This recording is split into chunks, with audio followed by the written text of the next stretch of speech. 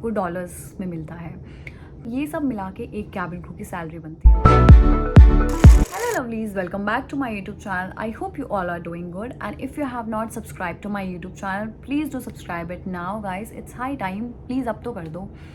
So this video is going to be very exciting because in this video I am going to talk about cabin crew salary. Yes, how much does a cabin crew earn? And I'm sure you guys must be very excited to watch this video because हम लोगों को बहुत ज़्यादा interest है कि कौन कितने पैसे कमाता है, स्पेशली हमारे रिलेटिव्स को, चाहे वो आपके रिलेटिव्स हो या मेरे रिलेटिव्स। तो मैं आपको ये चीज़ बता दूं कि ये एक मिथ है। लोगों को ऐसा लगता है कि एविएशन में सैलरी बहुत ज़्यादा होती है, कैबिन क्रू बहुत ज़्यादा पैसे कमाता है। नहीं, ऐसा कुछ भी नहीं है। अगर आपको कैबिन क्रू बनना है या फिर आप एविएशन ज्वाइन करना चाहते हो और आप सिर्फ सैलरी फैक्टर देख रहे हो तो please don't join it. I would suggest you to do something else rather than being a cabin crew, क्योंकि आप बाद में रिग्रेट करोगे कि हमने तो सैलरी के लिए ज्वाइन करा था and we are not getting that much, तो कोई फ़ायदा नहीं है।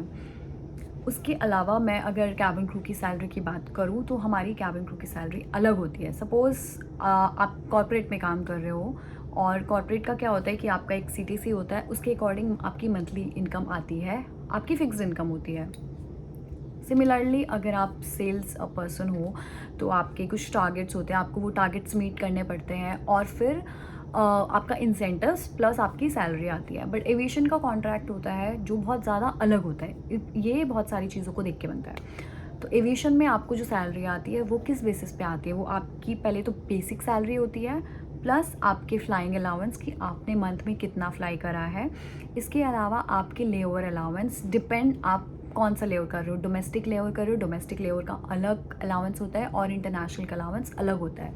इंटरनेशनल का जो अलाउंस होता है वो आपको डॉलर्स में मिलता है, प्लस आपने कितने स्टैंड बाई किए हैं मंथ में। तो ये सब मिला के एक कैबिन क्रू की सैलरी बनती है।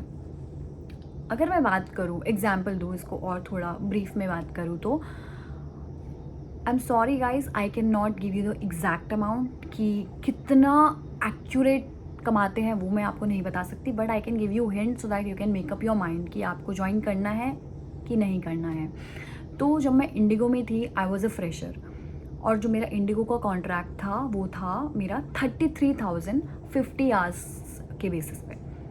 अगर मैंने 50 आवर्स फ्लाई करा तो भी मेरे 33,000 आएंगे, अगर मैंने 30 आवर्स करा तो भी मेरे 33,000 आएंगे। मतलब मेरी बेसिक तो आएगी ही आएगी। बट अगर मैंने 50,000 से ज़्यादा फ्लाई करा, सपोज़ करो मैंने 60 आवर्स कर लिया या फिर मैंने 70 आवर्स कर लिए, तो मेरी सैलरी कैसी आएगी? मेरा बेसिक आएगा प्लस मेरा फ्लाइंग अलाउंस आएगा जो मैंने 50 आवर्स से ऊपर फ्लाई करा, तो वो वाला मेरा अलाउंस आएगा। इसके अकॉर्डिंग मैं कौन सा लेवर कर रही हूँ, डोमेस्टिक लेवर कर रही हूँ या इंटरनेशनल लेवर कर रही हूँ। सपोज़ करो अभी वैसे मैं शिकागो में हूँ तो मैं इंटरनेशनल लेवर कर रही हूँ, तो जो इंटरनेशनल अलाउंस आएगा वो मेरा डॉलर्स में आएगा, आप उसे बाद में कन्वर्ट करा सकते हो, ठीक है। इसके अलावा अगर मैं बात करूँ स्टैंड बाय की, तो स्टैंड बाय दो टाइप का होता है, एक होता है होम स्टैंड बाय और एक होता है airport stand by. Home stand by में क्या होता है कि आपको घर पे ही रहना होता है। जैसे कि टाइम ले लो कुछ, जैसे 12 बजे से 6 बजे तक का आपका होम स्टैंड बाय, आपको उस टाइम के बीच में अवेलेबल रहना पड़ता है so that they can call you. अगर उनको रिक्वायरमेंट होगी तो आपको बुला लेंगे किसी भी फ्लाइट के लिए। सिमिलरली ऐसे एयरपोर्ट पे भी होता है, आपको एयरपोर्ट पर जाके बैठना होता है, अगर उनको रिक्वायरमेंट होती है तो वो आपको कॉल करके बुला लेते हैं, किसी भी फ्लाइट के लिए। स्टैंड बाय का भी हमें अलग से पैसा मिलता है। तो ये सब मिलाकर एक कैबिन क्रू की सैलरी बनती है। तो फ्रेशर की अगर मैं बात करूँ तो फ्रेशर डोमेस्टिक एयरलाइंस की बात कर रही हूँ मैं, जो एयरलाइंस इंडियन एयरलाइंस हैं।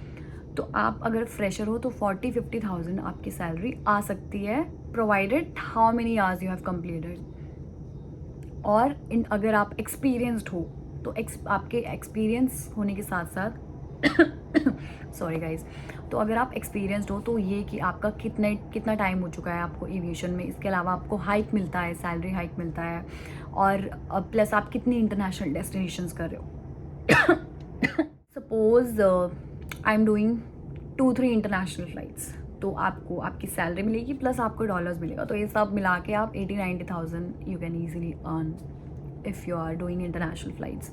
तो आई होप मैं ये डाउट आपका क्लियर कर चुकी हूँ सैलरी वाला, तो ताकि आप अपना जो डिसीजन है वो अच्छे से बना सके कि आपको अब एविएशन ज्वाइन करना है या नहीं करना है, इतनी सैलरी में करना है कि नहीं करना है। तो yes guys, if you have any queries anything, please do let me, please do ask, you can DM me on Instagram, और आप कमेंट में भी कर सकते हो. Please do subscribe my channel, share, like, comment. और अगर आप चाहते हो कि मैं किसी पर्टिकुलर टॉपिक पे वीडियो बनाऊँ तो प्लीज़ आप मुझे वो भी बता देना, तो मैं उस पर भी वीडियो बना दूँगी guys. Bye bye guys, take care. I hope आपका डाउट क्लियर हुआ हो, क्योंकि जब मैं एविएशन ज्वाइन करने वाली थी तो मेरे को बहुत सारे डाउट्स थे, और बहुत मुश्किल होता है कि आपको डाउट होता है क्योंकि आपको समझ नहीं आता कि आप किससे जाके पूछो. बट अगर वीडियोस होंगी तो you can easily go and watch the videos, तो आपको थोड़ा बहुत हिंट मिलेगा. तो इसीलिए मैंने आपके लिए वीडियो बनाई guys. I hope you like my video.